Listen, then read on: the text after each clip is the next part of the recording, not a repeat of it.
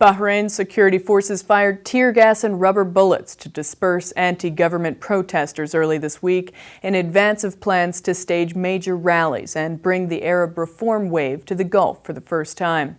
One person was killed when police in Bahrain clashed with mourners at a funeral of a Shiite protester shot dead during an anti-government Day of Rage protest. The unrest underscores the sharply rising tensions in the tiny island kingdom, a strategic Western ally and home to the U.S. Navy's Fifth Fleet.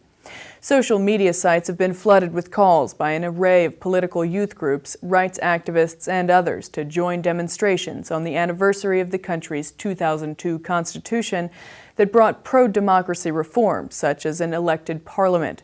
But opposition groups seek deeper changes from the country's ruling dynasty, including transferring more decision-making powers to the parliament and breaking the monarchy's grip on senior government posts.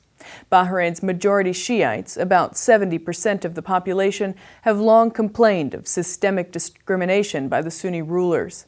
Bahrain's leaders have responded to the Day of Rage calls with concessions aimed at appeasing the protesters. Last week, Bahrain's king, Hamad bin Isa Al Khalifa, granted each Bahraini family the equivalent of nearly $2,700.